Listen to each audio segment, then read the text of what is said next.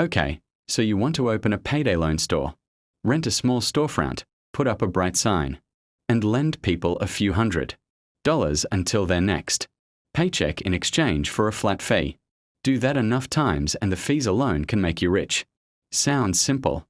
It is not simple.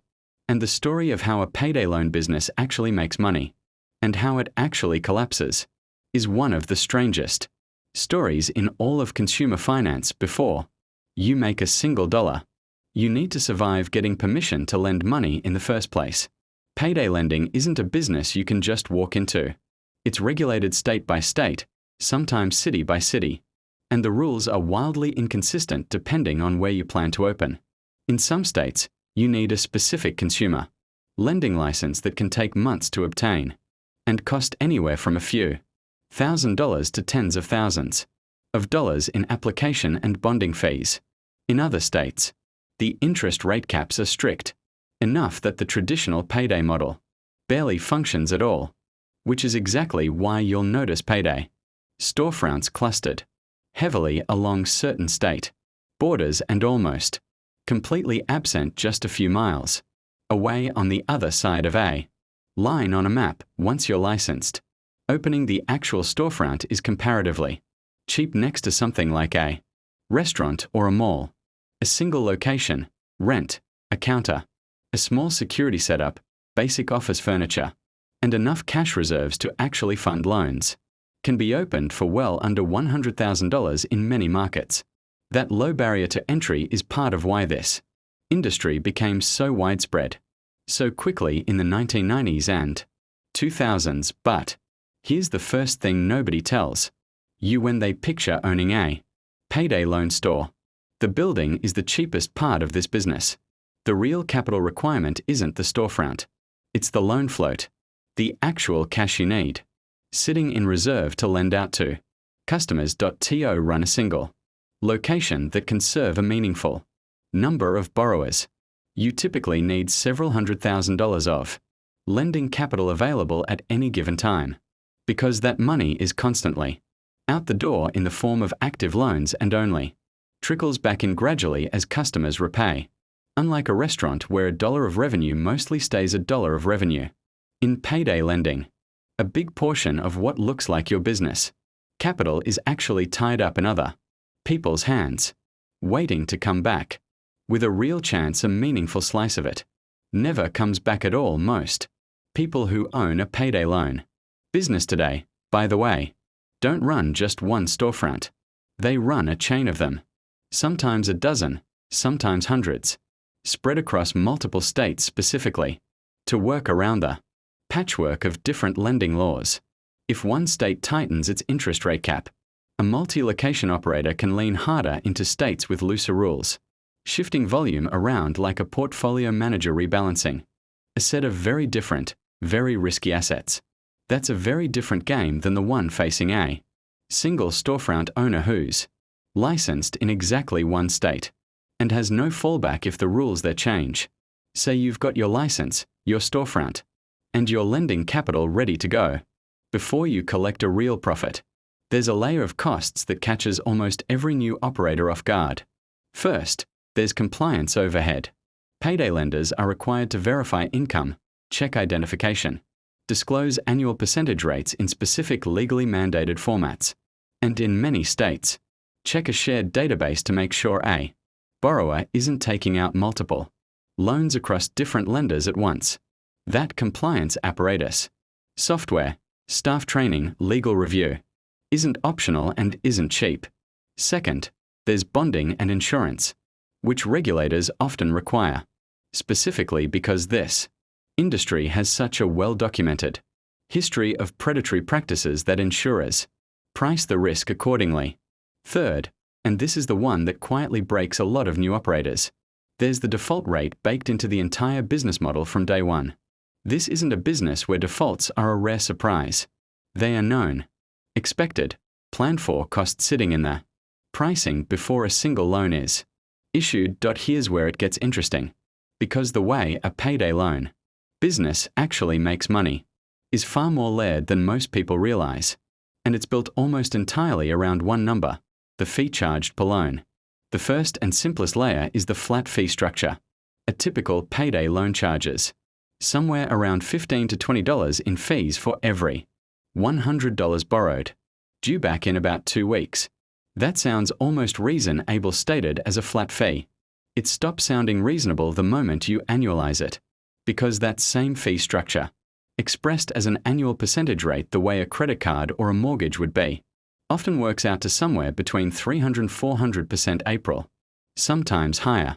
The entire business exists in the gap between how the fee is described to the customer, a flat, almost small-sounding charge, and what it actually costs mathematically over a year.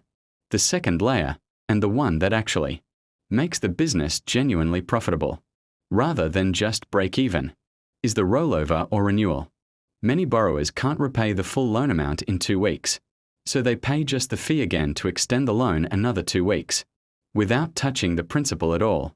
A borrower who rolls over the same loan 5 or 6 times can end up paying total fees that exceed the amount they originally borrowed, while still owing the full original principal.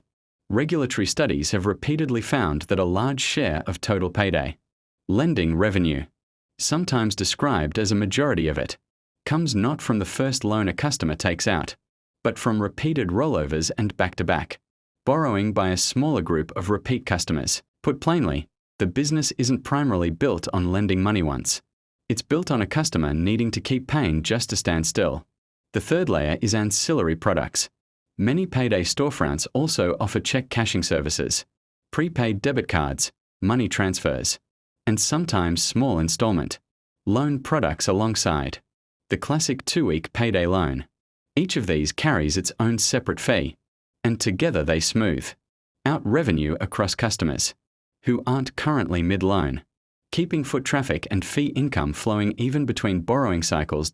So far, this sounds like a business that prints money from every angle. Now here's the other side of the ledger, and it is where the entire model gets fragile. Loan losses, meaning borrowers who simply never repay, are the single largest expense category, and they're not a rare tail risk, they're a routine, expected cost built into pricing from the start. Default rates in payday lending are dramatically higher than in most consumer credit categories, specifically because the customer base, by definition, is people who couldn't get cheaper credit elsewhere. Marketing and store overhead add another layer. Rent, signage, staff wages, security, since these are cash-heavy retail locations that require real physical security measures. Then there's compliance cost, which isn't a one-time expense. It's ongoing. Every loan has to be documented, disclosed, and reported correctly.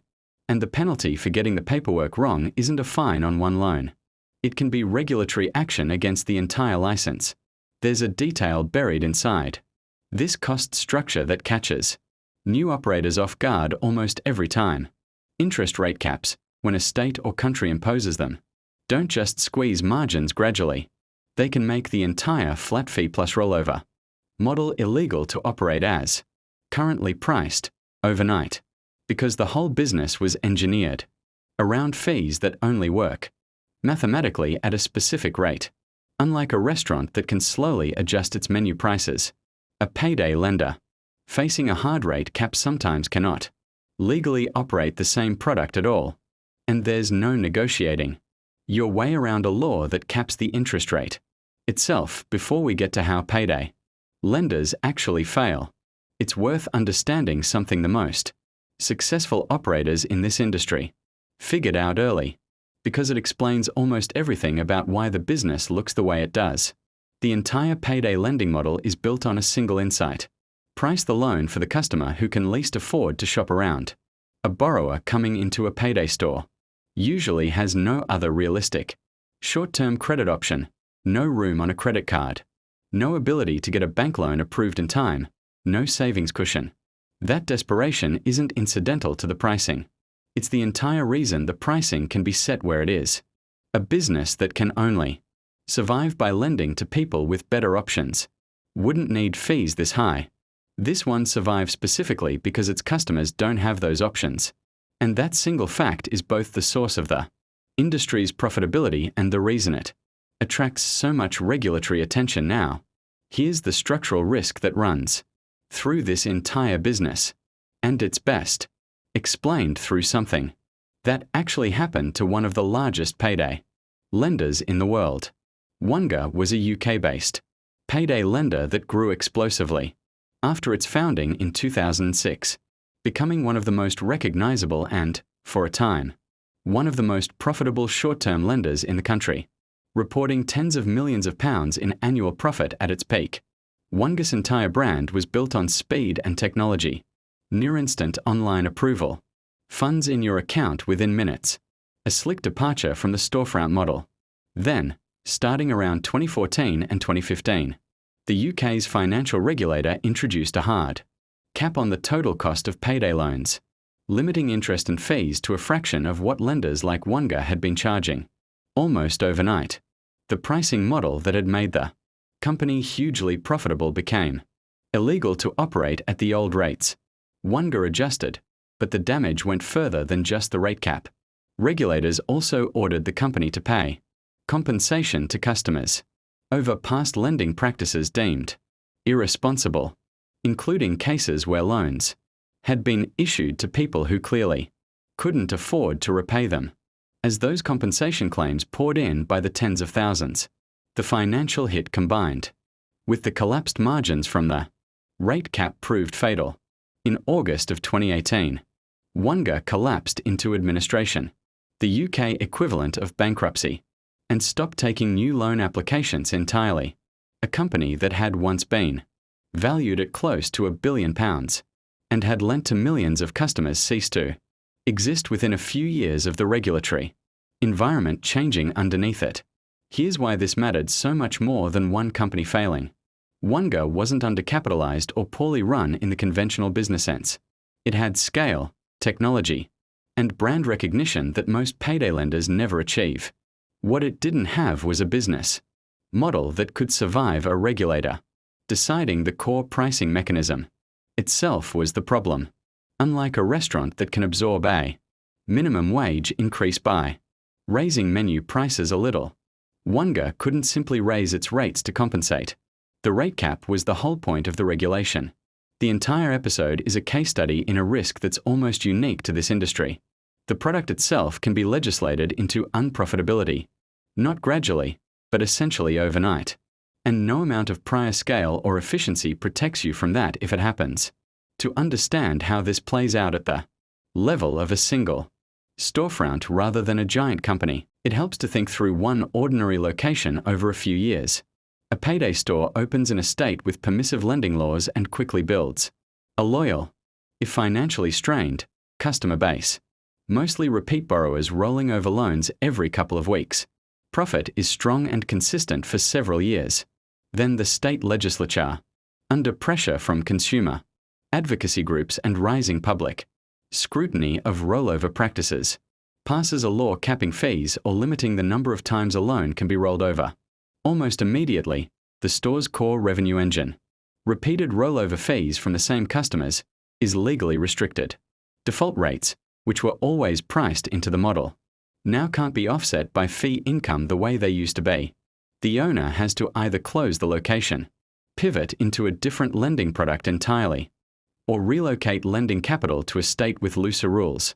Exactly the kind of multi-state hedging that large operators build their whole structure around, and exactly the option a single location owner usually doesn't have. The pressure on individual payday lenders didn't happen in a vacuum. It happened at the same time public and regulatory attention on short-term, high-cost lending was rising sharply across multiple countries at once.